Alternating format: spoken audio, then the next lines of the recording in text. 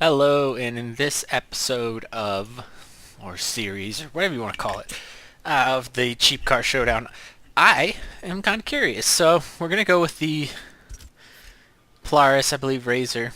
I just saw it. And, wow, there's a lot of interesting designs. But we're just going to go with the stock one. This is going to be interesting because in its stock form, it is pretty powerful and extremely light. But it's not really a car, so I'm not really sure. But you know what? It's in the game. Someone probably paid a lot of money for it to be in the game, but it's in the game nonetheless, and we're gonna give it a go at Lime Rock and see how fast it can take that circuit. Now, the time to beat, as has been for a while, is 1 minute 4 seconds, 757.757. So we'll see how that goes. I know that you can tune this thing, but I have not tuned a single other car, and I will not tune this one. But very easily you can tune the suspension and make this thing just really, really good at corners. The way it is now, it might roll. I'm not sure. Hopefully not. But we shall see. Let's see how this ATV really takes this circuit. Oh wow, I cannot see a thing. I might have to go cockpit for this one. Does it not have another gear? I know nothing about this thing. I've used it once. If it doesn't have another gear, it's not gonna be... There's no way this thing will be fast. Nope, just the one gear. Okay, so... Sorry. Expected it to have more than that. Very interesting. But what I'm going to do is just take it around the track. I don't know if I'm going to do all 5 laps because this happened with the BMW Assetti. It was just too slow for it to be competitive, and there's just no reason to. But you know what? This thing really doesn't have to slow down for the corners. Of course, because it's only going 80 miles an hour, but maybe it does need to slow down a little bit more than I have been. Let's see what the time is. We'll do 2 laps at least, because the first lap's always going to be slower. Because you don't start at 90 miles an hour. Good God, though. 1:12. That's actually not that bad.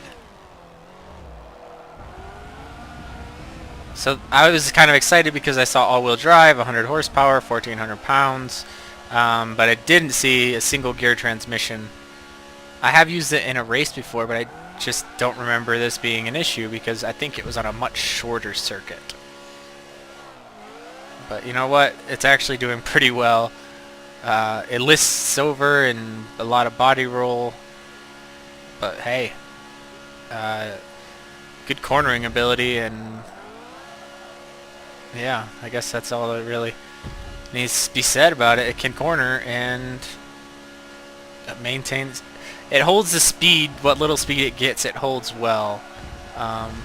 So let's go ahead and give it its fair chance in at the leaderboard, shall we?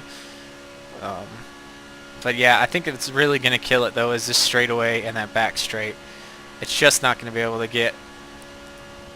No, that's pretty respectable though. 1:08, definitely worth giving its credit where credit is due. It's more of an off-road vehicle anyways, so what can I expect? But that's really odd. This thing could be really fast with 3 gears or even 2 gears, maybe a high and a low. But I guess there's only so much speed you want on an off-road vehicle. The real question is, can it drift? Let's see, I'm going to pull the e-brake on this corner up here, give it a little twitch, and... A little bit, yeah, it's got some in it. It could kind of do it. Good drift. Thanks, Forza. I was unaware. Let's try and do it again. No, not really. I mean, it's alright, but that sound it makes is just horrible.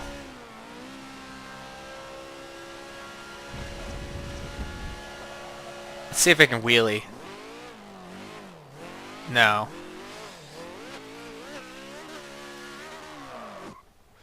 Alright, now if I have some upgrades, this thing could wheelie. I'm gonna do an episode on that for sure, on can it wheelie, because that's one thing I did notice in this game, is that the drag tires have the proper amount of grips. So that being said, though, this is not a contender. It is a cool vehicle, but I'm going to go ahead and cut it off at just 4 minutes so you guys don't have to sit here and wonder, oh, is it going to make it? It will not be the top. But 108 is pretty respectable. That's with a Dodge Omni and a couple of other cars. It's faster than an Opel GT, which is interesting, to say the least. Faster than a Ford Fiesta, the old one, not the new one, obviously. And it's faster than a Datsun 510. So, and an AMC Pacer. So, respectable, but not going to waste the time and try and figure out if it's the fastest car under 30,000, because it is not. Thanks for watching.